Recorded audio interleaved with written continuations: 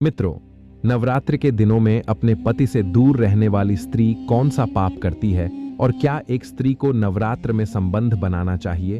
और ये ऐसे कौन से कार्य है जिन्हें एक स्त्री को नवरात्रि के दिनों में भूलकर भी नहीं करना चाहिए, नहीं तो भयंकर गरीबी का सामना करना पड़ता है। नमस्कार मित्रों, आज का वीडियो आपके लिए बहुत ही ज्ञानवर्धक और शिक्षाप्रद होने वाला है। आज हम आपको बताएंगे कि नवरात्रि के दिनों में ऐसे कौन से कार्य है जिन्हें कदापि नहीं करना चाहिए। यह कहानी बहुत ही ज्ञानवर्धक है, इसलिए आपसे निवेदन है कि इस कहानी को अंत तक जरूर सुनिएगा, क्योंकि आधा अधूरा ज्ञान किसी काम का नहीं होता। मित्रों, एक समय की बात है, नवरात्रि के दिनों में माता लक्ष्मी धरती लोक पर भ्रमण कर रही थी। तभी उन्होंने एक स्त्री को जंगल में देखा जो विवाहित स्त्री थी। वह स्त्री पराये पुरुष से संबंध बना रही थी। उस स्त्री को ऐसा करता देखकर माता लक्ष्मी आश्चर्य में पड़ गई। तब माता लक्ष्मी विचार करने लगी कि यह एक विवाहित स्त्री है, शादीशुदा स्त्री है और फिर भी पराये पुरुष के साथ संबंध स्थापित कर रही है। ऐसा करना एक विवाहित स्त्री के लिए ठीक नहीं है। यह बहुत ही गलत और घिनौना कार्य है। स्त्रियां ऐसा क्यों करती हैं जो स्त्री पति की लंबी आयु के लिए व्रत करती है और वहीं स्त्री पराये पुरुष के साथ संबंध स्थापित करें? यह विधाता का कैसा खेल है, इसके बारे में मुझे जरूर जानना चाहिए। मित्रों, फिर माता लक्ष्मी विचार करती हैं कि अब इसके बारे में मैं कैसे पता लगाऊं कि स्त्रियां ऐसा क्यों करती हैं। तभी माता लक्ष्मी के दिमाग में आता है कि क्यों ना भगवान विष्णु से इस सवाल का जवाब पूछा जाए, वही इन प्रश्नों के उत्तर दे सकते हैं। लक्ष्मी भगवान विष्णु के पास पहुंच जाती है। माता लक्ष्मी को चिंतित देखकर भगवान विष्णु ने कहा, हे देवी, आज तुम्हारा चेहरा देखकर कि मुझे ऐसा लगता है कि तुम कोई आश्चर्यजनक बात हमसे पूछने के लिए आई हो। माता लक्ष्मी कहती है, हाँ प्रभु, एक प्रश्न है जो आज मुझे विचलित कर रहा है। माता लक्ष्मी की बात सुनकर भगवान विष्णु कहते हैं, हे देवी, आपके मन में जो भी प्रश्न है निसंकोच होकर पूछो। तब माता लक्ष्मी ने भगवान विष्णु से कहा, हे प्रभु, मैं आज जब धरती लोक पर भ्रमण कर रही थी तो मैंने एक विवाहित स्त्री को पराये पुरुष से संबंध बनाते हुए देखा। मैंने देखा है कि स्त्रियां जो होती हैं वह व्रत धारण करती हैं ताकि पति की आयु लंबी हो जाए, लेकिन फिर वही स्त्री पराये पुरुष के साथ संबंध बनाए तो यह कैसे हो सकता है? स्त्री का ऐसे काम करना बहुत गलत है। ऐसा स्त्रियां क्यों करती हैं? और क्या नवरात्रि के दिनों में स्त्री को संभोग करना उचित है? मेरे यही दो सवाल है जो आपसे मैं जानने आई हूं। इसीलिए हे प्रभु, इन सवालों का जवाब देने की आप कृपा करें। मित्रों, माता लक्ष्मी की बात सुनकर भगवान विष्णु कहते हैं कि हे देवी, तुमने आज जो यह प्रश्न मुझसे पूछे हैं, इनमें समस्त मानव जाति का कल्याण छिपा हुआ है। इसीलिए मैं तुम्हारे इन प्रश्नों का जवाब एक छोटी सी कथा के माध्यम से बताता हूं, लेकिन आपको ध्यानपूर्वक हमारी इस कथा को पूरा सुनना होगा। मित्रों, तब माता लक्ष्मी वचन देते हुए कहती हैं कि ठीक है प्रभु, मैं आपको वचन देती हूं कि आप जो भी कथा सुनाएंगे मैं उसे ध्यानपूर्वक पूरा श्रवण करूंगी। कृपा आप कथा आरंभ कीजिए और हमारी शंका का समाधान कीजिए। मित्रों, तब भगवान विष्णु कथा को आरंभ करते हुए कहते हैं कि हे देवी, एक समय की बात है, किसी गांव में केशव नाम का पंडित अपनी पत्नी के साथ रहता था। वह बहुत ही ज्ञानी था। वह पंडित नक्षत्र का भी बहुत बड़ा ज्ञानी था, यानी पुत्र हो या पुत्री, उसके नक्षत्रों को अच्छी तरीका से देख लेता था। उनकी जन्म कुंडली भी बना देता था। उसे शास्त्रों का भी बहुत अच्छा ज्ञान था। एक दिन की बात है, पंडित जी की पत्नी के गर्भ से एक पुत्री का जन्म होता है। पंडित जी की पत्नी पुत्री को पाकर बहुत ही खुश थी, परंतु इधर जब पंडित ने अपनी बेटी की जन्म कुंडली को देखा तो बहुत ही घबरा गया। लेकिन जो बात थी उसने अपनी पत्नी को नहीं बताई, क्योंकि हाल में ही उसकी पत्नी ने प्रसव किया था। इसीलिए उस पंडित ने वह बात अपनी पत्नी को नहीं बताई। अपनी पुत्री को पाकर वह पंडिताइन बहुत ही प्रसन्न थी। कुछ दिनों के बाद जब उस बेटी का नामकरण किया गया तो पंडित जी ने अपनी पुत्री का नाम सौम्या रख दिया। सौम्या जो थी वह दिखने में बहुत ही सुंदर थी। धीरे धीरे समय गुजरता गया और बेटी बढ़ती गई। जब सौम्या जवान हो गई और विवाह के लायक हो गई तो सौम्या की मां ने अपने पति यानी कि पंडित जी से कहा कि हे प्रिय, अपनी बेटी अब विवाह के योग्य हो गई है। अब आप कोई अच्छा सा लड़का ढूंढकर इसकी शादी कर दो। पंडित जब भी अपनी पत्नी की यह बात सुनता तो उस समय वह बात टाल देता था। इसी तरह बात टालते टालते बहुत दिन हो गए, लेकिन पंडित ने अपनी बेटी सौम्या का विवाह नहीं किया। और करे भी तो कैसे करे, उसे तो सौम्या की जन्म कुंडली के बारे में मालूम ही था। मित्रों, आगे भगवान श्री कृष्ण कथा सुनाते हुए कहते हैं, वह पंडित अपनी पुत्री का विवाह इसलिए नहीं करना चाहता था क्योंकि उसकी बेटी की जन्म कुंडली में यह लिखा था कि सौम्या का विवाह जिसके साथ में होगा 2-3 साल के बाद में वह मर जाएगा और सौम्या विधवा हो जाएगी। मित्रों, इस दुनिया में ऐसा कोई बाप नहीं है जो अपनी बेटी को विधवा के रूप में देखना पसंद करेगा। इसीलिए वह पंडित जो था वह सोच रहा था कि हम अपनी पुत्री सौम्या का विवाह ही नहीं करूंगा, ताकि आगे चलकर के हमें अपनी पुत्री को विधवा के रूप में देखना ही ना पड़े। धीरे धीरे समय बीतता जा रहा था। अब जो गांव के लोग थे वह पंडित को कोसने लगे और आपस में बातें करने लगे थे कि यह कैसा बाप है, इसकी बेटी बहुत दिनों से विवाह के योग्य हो गई है, लेकिन यह पंडित अपनी बेटी का विवाह ही नहीं करता। एक दिन गांव की कुछ औरतों ने पंडिताइन के पास जाकर उनसे कहा कि हे पंडिताइन दीदी, तुम्हारी बेटी बहुत दिनों से विवाह के योग्य हो गई है, लेकिन आप इसका विवाह क्यों नहीं करती हो? तब पंडिताइन उन महिलाओं से कहती हैं, हे बहन, मैं क्या करूं? मैंने अपने पति से कई बार कहा, लेकिन हमारे पति जो हैं वह मेरी बात सुनते ही नहीं हैं। गांव की औरतों ने कहा, आप फिर से कहो, बार बार कहो और अपनी बेटी का विवाह करवाओ। शायद तुम नहीं जानती, जवान बेटी को अधिक समय तक घर पर नहीं रखना चाहिए, उसके तुरंत हाथ पीले कर देना चाहिए। मित्रों, फिर महिलाओं की बात को सुनकर वह पंडिताइन उन महिलाओं से कहती है, ठीक है, आज जब हमारे पति आएंगे तब मैं उनसे कहूंगी या तो इसका विवाह कर दो या तो इसका गला दबाकर अपने हाथों से इसे मार डालो। मित्रों, फिर पंडिताइन अपने घर के अंदर आती है और बहुत ही क्रोध में बैठ जाती है। शाम का समय होता है तो पंडित जी घर पर आते हैं, तो पंडिताइन को क्रोध में बैठे हुए देखते हैं। तो पंडित जी कहने लगे कि अरे भाग्यवान, क्या बात है, किसी ने कुछ कह दिया है क्या, जो तुम्हारे चेहरे पर इतना क्रोध झलक रहा है? तब पंडिताइन ने सारी बात कही और कहा कि आपको तो शर्म है नहीं?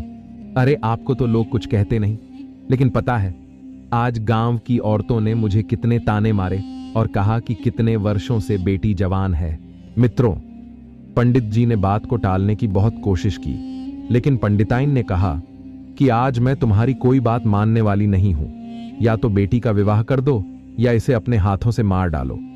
आज मैं तुम्हारी कोई बात सुनने वाली नहीं हूं।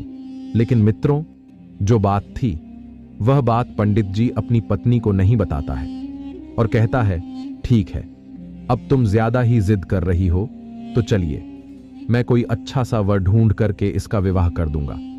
फिर वह पंडित अपनी पुत्री सौम्या के लिए वर ढूंढने लगता है। एक दूसरे गांव में सौम्या के योग्य लड़का मिल जाता है और उसके साथ में अपनी बेटी का विवाह कर देता है और अपनी बेटी की विदाई कर देता है। उसकी बेटी जो है वह 2-3 साल तक खुश रहती है और तीसरा साल व्यतीत होने के बाद में उसका जो पति था उसकी अब मृत्यु हो गई। तब पंडित अपनी बेटी सौम्य को घर पर बुलाता है, क्योंकि उसके ससुराल में और तो कोई था नहीं। कुछ समय के बाद में पंडित जी ने दूसरा वर ढूंढा और दूसरा विवाह कर दिया। जब सौम्य अपने ससुराल में गई, उसके कुछ ही सालों के बाद जो दूसरा पति था वह भी गुजर गया। अब तो पंडित जी को बहुत दुख हुआ। पंडित जी फिर अपनी बेटी को घर पर बुला लाते हैं। उधर पंडिताइन ने विचार किया, ऐसी क्या बात है कि मेरी बेटी की शादी 2 जगह हुई, लेकिन दोनों जगह से विधवा हो गई। अब इधर पंडिताइन भी बहुत दुखी हुई।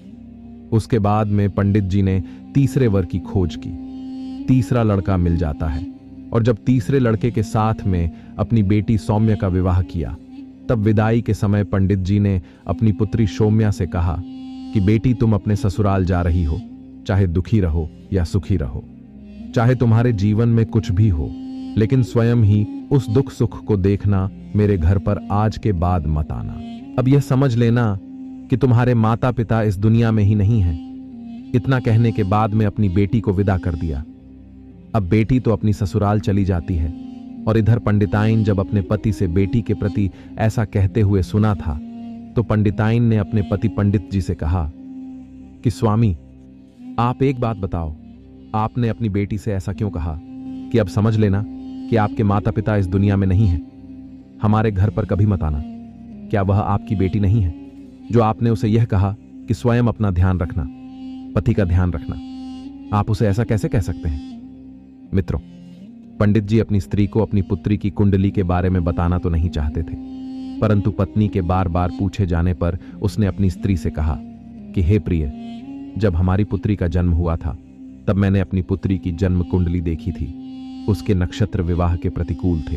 उसकी जन्म कुंडली में दोष था कि हमारी पुत्री का विवाह जिससे भी होगा वह 2-3 साल के बाद मर जाएगा या उससे पहले भी उसकी मृत्यु हो सकती है। हे प्रिय, अब हमारी उम्र भी हो चुकी है। हम अपनी पुत्री को कब तक बैठाकर खिलाते रहेंगे? कल को यदि हम ना रहे तो हमारी पुत्री यहाँ क्या करेगी? अगर वह अपने घर पर रहेंगी तो क्या पता भगवान की कृपा होगी और उसके बाल बच्चे हो जाएं तो बड़े आराम से अपना जीवन गुजार लेगी, ससुराल में व्यतीत कर लेगी। मित्रों, अपने पति की बात सुनने के बाद उस पंडित की पत्नी को अपने ऊपर बहुत शर्म आने लगी कि मैंने अपने पति को कितना बुरा भला कहा, परंतु उन्होंने हमारी पुत्री का भला ही चाहा था, इसलिए उसका विवाह किसी से नहीं करना चाहते थे। मेरी ही गलती के कारण 2 लोगों की जानें चली गई। मित्रों, अब इधर कुछ समय बीतने के बाद उस पंडित की पुत्री के विवाह को 3 साल हो चुके। उन 3 सालों में उस पंडित की पुत्री के 2 पुत्र हुए। बड़े पुत्र का नाम आदित्य और छोटे पुत्र का नाम यश था।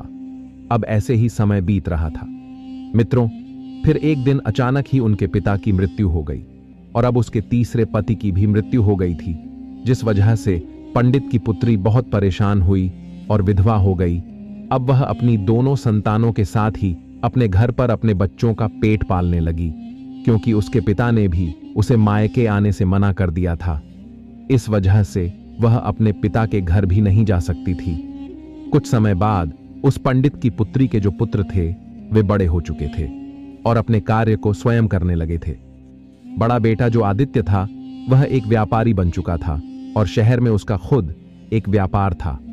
वह अनाज की खरीदारी करता था और उसे शहर में ले जाकर बेचता था। उसकी राशन की एक बहुत बड़ी दुकान भी थी। आदित्य का एक बहुत ही अच्छा मित्र था जिसका नाम राजेश था। वह उसके गांव के बगल वाले गांव में रहता था। आदित्य का जो छोटा भाई था यश, अभी वह पढ़ाई कर रहा था। जब आदित्य बड़ा हो गया और अपने पैरों पर खड़ा हो गया तो उसकी मां ने उसका विवाह पास के गांव की एक लड़की जिसका नाम नेहा था उससे कर दिया। नेहा बहुत ही शर्मीली लड़की थी। वह जितनी शर्मीली थी उतनी ही रूपवती भी थी। आदित्य की पत्नी बनने के सारे गुण नेहा के अंदर विद्यमान थे। नेहा जिस गांव में रहती थी उसी गांव में राजेश रहता था। जब आदित्य की शादी हो गई तो कुछ दिनों बाद आदित्य फिर से व्यापार के सिलसिले में अपनी पत्नी को गांव में ही मां की सेवा के लिए छोड़ गया। अपने व्यापार को संभालने के लिए वह शहर चला गया। आदित्य यह समझ गया था कि उसका छोटा भाई पढ़ रहा है और उसकी पढ़ाई में कोई बाधा ना हो और उसे खाना पानी मिलता रहे, जिससे वह समय पर सारे कार्य कर पाए। और उसकी मां की उम्र भी हो चुकी थी जिससे उन्हें भी कार्य करने में तकलीफ होती थी। इसलिए आदित्य ने अपनी पत्नी को गांव में ही छोड़ने का फैसला लिया था। जब भी नेहा को कुछ चाहिए होता था तो आदित्य राजेश से कहकर नेहा को सामान दिलवा दिया करता था। यदि नेहा को कहीं आना जाना भी होता था तो आदित्य राजेश से कहकर नेहा को उस जगह पर पहुंचा दिया करता था। नेहा भी शुरुआत में अपनी सासू मां की बहुत सेवा करती थी और अपने पति आदित्य से प्रेम करती थी। समय ऐसे ही बीत रहा था। मित्रों, इधर माता लक्ष्मी को कथा सुनाते हुए भगवान विष्णु कहते हैं, हे देवी, अचानक से एक दिन रमेश आदित्य के घर आया। उस दिन आदित्य की पत्नी नेहा घर पर कोई कार्य कर रही थी। तब उसने बाहर से आवाज लगाई कि अरे भाभी, कहां हो? बाहर निकल करके आओ। आपके पिताजी की तबीयत बहुत ही खराब है और उन्होंने मुझे आपके पास भेजा है और वे आपसे मिलना चाहते हैं। जब नेहा ने रमेश की इतनी बात सुनी तो भागती हुई रमेश के पास पहुंची। इतने में नेहा की सांस भी आ जाती है। जब रमेश को बाहर देखती है तो वह रमेश के घर आने का कारण पूछती है। तब रमेश कहता है कि मां, नेहा भाभी के पिता की तबीयत बहुत खराब है, उन्होंने शीघ्र इन्हें लाने के लिए भेजा है, इसीलिए मैं यहां आया हूं। जब नेहा की सास ने रमेश की बात सुनी तब वे नेहा से कहने लगी कि तुम जल्दी जाओ और अपने पिता की देखरेख करो। मित्रों, फिर आगे भगवान विष्णु कहते हैं कि हे देवी, तभी नेहा रमेश के साथ उसकी घोड़ा गाड़ी पर बैठकर अपने गांव की ओर चल देती है। जब घर जाकर उसने अपने पिता को अच्छे से देखा और उनकी देखभाल की तो धीरे धीरे उसके पिता के स्वास्थ्य में सुधार आने लगा। उधर नेहा का पति तो बाहर रहता था। नेहा अपने मायके आ चुकी थी, इसलिए वह अपने पिता की देखरेख में लगी रहती थी। उधर रमेश भी रोजाना नेहा के पिता का हाल लेने के लिए नेहा के घर पर आ जाया करता था। नेहा को रमेश के अंदर अब अच्छाई दिखने लगी थी। अब उसे रमेश के प्रति लगाव होने लगा था। वह मन ही मन रमेश से प्रेम कर बैठी थी, परंतु रमेश के मन की खोट को ना जान सकी, क्योंकि रमेश एक लड़का था। वह कोई काम धाम तो करता नहीं था, बल्कि उसे तो जुआ की लत पड़ चुकी थी। साथ में वह स्त्रियों के साथ संभोग भी करता था। वहीं अपनी वासना की पूर्ति के लिए वह वेश्याओं का भोग करता था। नेहा को यह बात पता नहीं थी कि रमेश की नजर अब उसके ऊपर आ चुकी है। इधर नेहा भी रमेश से प्यार करने लगी थी। अब नेहा के पिता ठीक हो गए, लेकिन नेहा तो कुछ अलग ही सोच बैठी थी। रमेश रोज नेहा के घर पर आया करता था, इसलिए नेहा और रमेश रोज ही घूमने के लिए जाया करते थे। एक दिन जब वे दोनों घूमने के लिए गए हुए थे, तब नेहा ने रमेश से कहा कि रमेश, अगर तुम मेरी बात का बुरा ना मानो तो मैं तुमसे एक बात कहना चाहती हूं। तब रमेश ने नेहा से कहा कि कहो भाभी जी, मैं आपकी बात का कभी बुरा नहीं मानूंगा। आज तक बुरा नहीं माना तो फिर अब क्यों मानूंगा। रमेश ने ऐसा जताते हुए बोला कि जैसे वह दूध का धोला हुआ हूं। फिर भगवान विष्णु कहते हैं कि हे देवी, जब रमेश के मुंह से नेहा ने भाभी का शब्द सुना तो वह गुस्से से बोली, आज के बाद कभी भी तुम मुझे भाभी कह करके नहीं बुलाओगे, अन्यथा यह तुम्हारे लिए अच्छा नहीं होगा। फिर रमेश ने कहा, ठीक है, लेकिन फिर मैं आपको क्या कह करके बुलाऊंगा। अब रमेश की बात टालते हुए नेहा ने कहा कि रमेश, सच बात तो यह है कि मैं तुमसे बहुत प्रेम करती हूं। इतना प्रेम करती हूं जितना किसी से नहीं करती। जैसे ही रमेश ने नेहा के मुंह से प्रेम शब्द सुना तो उसके मन में तो ऐसे समझो खुशियों के लड्डू फूटने लगे हो। उसका मन खुशी से प्रफुल्लित हो गया, गदगद हो गया कि चलो अब तो मेरा काम हो गया। अब वैश्य के साथ गमन नहीं करना पड़ेगा और मेरे पैसे जो खर्च होते थे वह भी बच जाएंगे और घर बैठे मैं भोग विलास कर पाऊंगा। मित्रों, रमेश तो नेहा को पहले से ही चाहता था कि मैं उससे प्रेम कर लूं, और अब तो वैसा ही हुआ। अब धीरे धीरे बात बढ़ती गई और नेहा रमेश के प्यार के जाल में फंसती गई। अब धीरे धीरे बात इतनी बढ़ गई कि सच में उन दोनों के बीच में भोग विलास होना शुरू हो गया। आज जब नेहा के ससुराल से बुलावा आया तो रमेश से मिलने के लिए नेहा ने उसे फिर से एक दिन झोपड़ी पर बुलाया। तब नेहा ने रमेश से कहा, मेरे प्यारे रमेश, मेरे ससुराल से बुलावा आया है। अब शायद मैं तुमसे ना मिल सकूं, इसीलिए जब भी मुझे तुम्हारी याद आएगी मैं तुमको एक पत्र लिखूंगी और तुम मुझसे मिलने के लिए मेरे ससुराल आ जाना। मित्रों, अब रमेश वासना का आदी तो था, इसलिए रमेश नेहा की बात को मान लेता है और नेहा रमेश से इतना कह करके घर आ जाती है। अब नेहा के पिता उसको उसके ससुराल छोड़ने के लिए फिर से रमेश के घर जाते हैं, क्योंकि नेहा का कोई भाई नहीं था, न कोई बहन थी। इसीलिए नेहा को ससुराल ले जाने के लिए उसके पिता को कोई उचित व्यक्ति नहीं दिखा। इसलिए वह रमेश को घर बुलवाने के लिए रमेश के पास में गए। जब उसके पिता रमेश के घर पहुंचे तब उन्होंने रमेश से कहा कि बेटा रमेश, तुम मेरी पुत्री नेहा को उसके ससुराल छोड़ आओ, उसके घर से बुलावा आया है। जब रमेश ने नेहा के पिता के मुंह से यह बात सुनी तब उसने कहा, ठीक है पिताजी, मैं नेहा को उसके ससुराल छोड़ दूंगा। मित्रों, फिर आगे भगवान विष्णु कहते हैं, हे देवी, अब क्या था। रमेश नेहा को उसके ससुराल छोड़ने के लिए अपनी घोड़ा गाड़ी पर बिठा कर ले जाता है। अब दोनों घोड़ा गाड़ी पर बैठकर जंगल के कच्चे रास्ते से होते हुए नेहा के ससुराल पहुंच जाते हैं। फिर उधर रमेश नेहा को उसके ससुराल में छोड़कर अपने घर को लौट जाता है। जैसे ही दोनों को 2-3 दिन व्यतीत होते हैं तो अब नेहा को रमेश की याद आई, क्योंकि वह जब अपने घर पर थी तो रोज झोपड़ी में रमेश से मिलने के लिए जाया करती थी। इसलिए अब वह वासना की पूर्ति के लिए रमेश को पाना चाहती थी। उससे मिलकर एक बार उसके साथ में फिर से भोग करना चाहती थी, क्योंकि उसका पति आदित्य तो अपने घर से बहुत दूर शहर में रहता था। वहां पर अपने बीवी बच्चों का पेट पालने के लिए और उन्हें अच्छी जिंदगी देने के लिए वह व्यापार वहां पर करता था। आदित्य मुश्किल से 5 या 6 महीने में एक बार अपने घर पर आता और 5-6 दिन के बाद वह पुनः चला जाता था। एक दिन जब नेहा से रहा नहीं गया तो उसने खत लिखा। नेहा ने उस खत में लिखा कि हे प्यारे रमेश, मुझे तुम्हारी बहुत याद आ रही है और मुझे ऐसा लगता है कि मैं अब तुम्हारे बिना रह नहीं सकती। इसीलिए आज तुम मुझसे मिलने के लिए मेरे घर पर आ जाओ। अब क्या था, जब रमेश को नेहा का खत मिला तो वह फौरन उससे मिलने के लिए उतावला होकर के चल दिया। उधर नेहा भी अपने गांव से बाहर आ चुकी थी। जब रमेश नेहा के ससुराल जा रहा था तभी रमेश को नेहा रास्ते में मिल गई। अब रमेश और नेहा दोनों वहां साथ साथ घूमने के लिए चल दिए। नेहा की सास को यह पसंद नहीं आ रहा था कि उसकी बहू किसी पराये पुरुष के साथ ससुराल में ही घूमे। अपने मायके में घूमे तो बात अलग थी, परंतु वह तो ससुराल में ही किसी पराये पुरुष के साथ घूम रही थी। वह उसे बुलवाने आता था तो भी नेहा की सास को पसंद नहीं आता था। मित्रों, फिर आगे भगवान विष्णु कथा को सुनाते हुए कहते हैं, हे देवी, आप जिसको देख करके आ रहे हो, यह उसी स्त्री की कहानी मैं आपको सुना रहा हूं। अब आगे सुनो। उधर रमेश भी नेहा से मिलकर चला जाता था और फिर से 3-4 दिन बाद वह वापस आता है। जब यह घटना 5 से 6 बार हुई तब उसकी सास ने एक दिन नेहा से कहा कि नेहा, ऐसा नहीं चलेगा। जब तक मेरा पुत्र अब घर नहीं आ जाता तब तक तुम घर पर किसी को नहीं बुला सकती, चाहे वह तुम्हारे मायके से आने वाले तुम्हारे पिता हो या और कोई हो।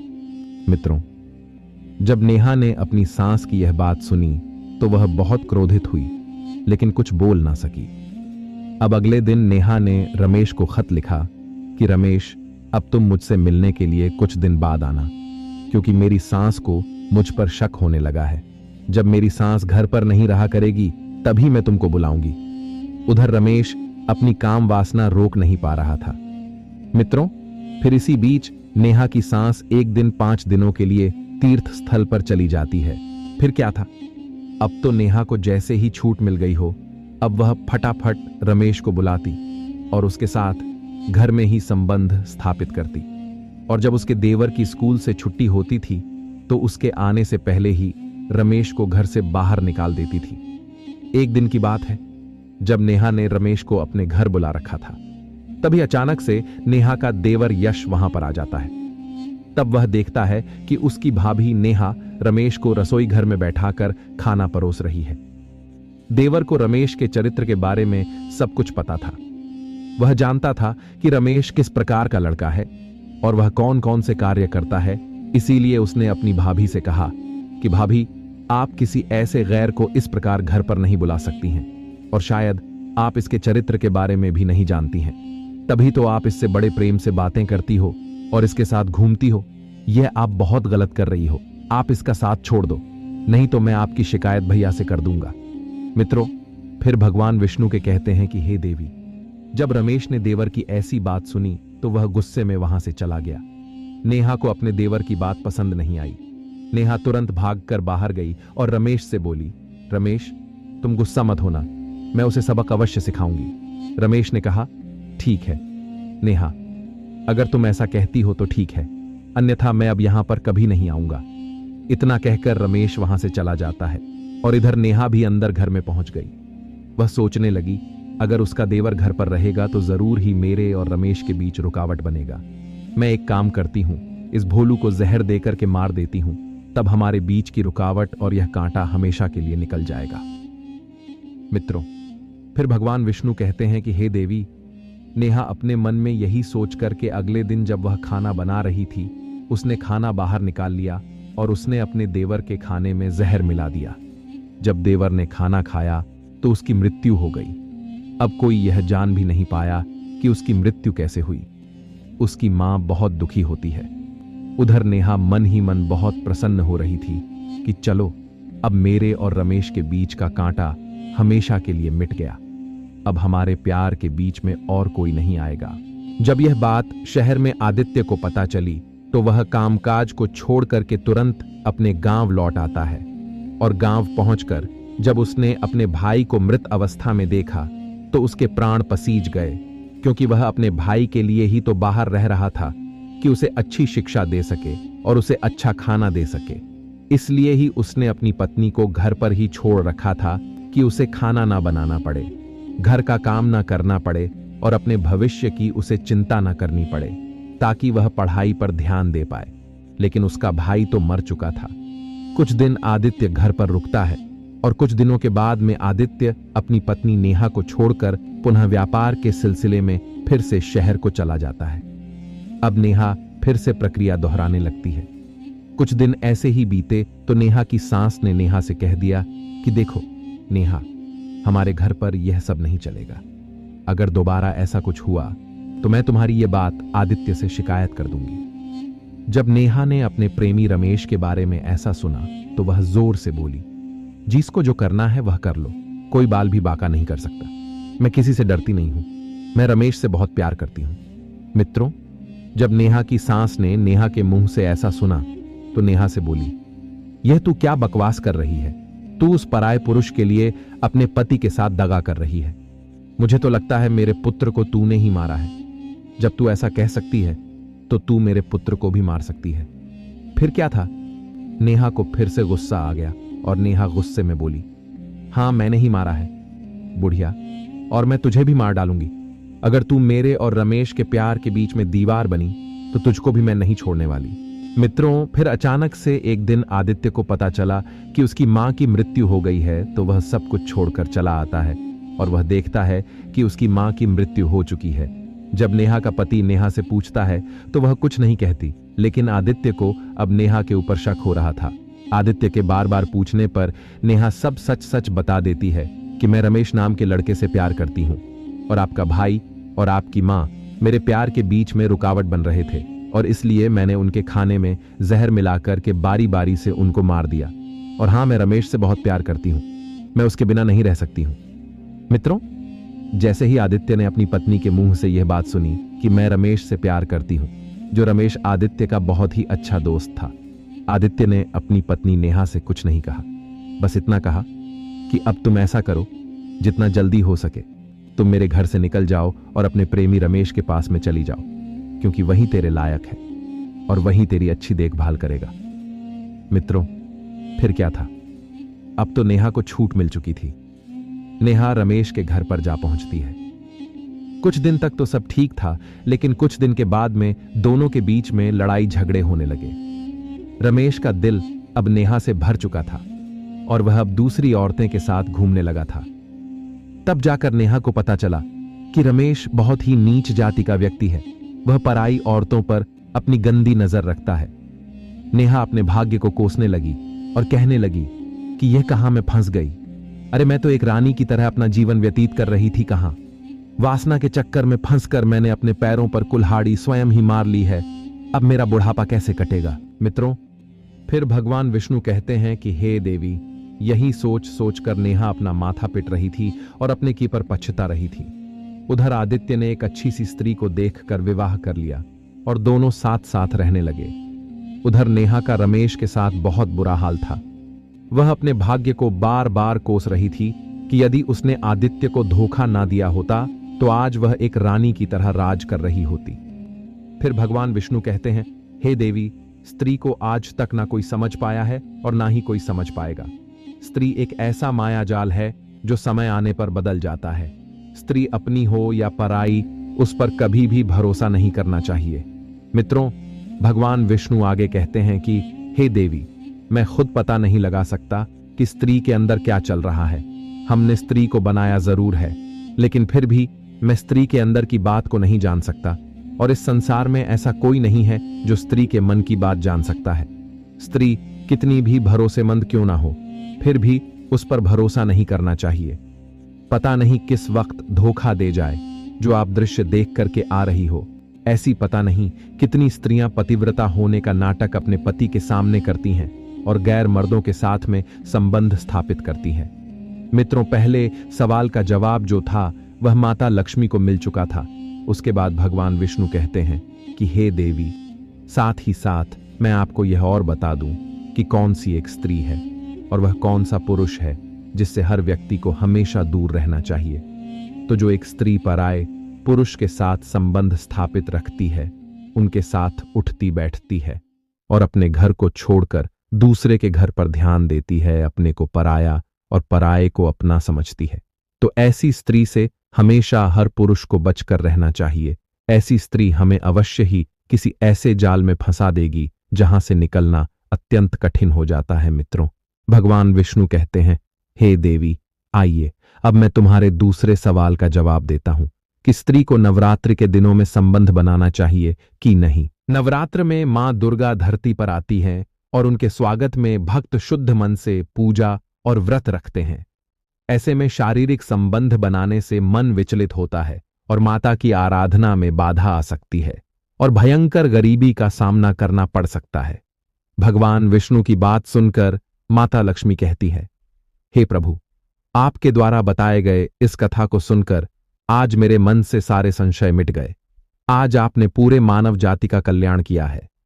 जो भी इंसान इस कथा को सुनेगा उसके घर में कभी भी गरीबी नहीं आएगी, और जो इंसान इस कथा को दूसरे लोगों तक पहुंचाएगा उसके सारे दुख दर्द मैं दूर करूंगी। तो मित्रों, ये कथा यहीं पर समाप्त होती है। इसी तरह की ज्ञानवर्धक कथाओं को सुनने के लिए आपके अपने चैनल आध्यात्मिक चर्चा को सब्सक्राइब करना ना भूलिएगा। जय श्री कृष्णा।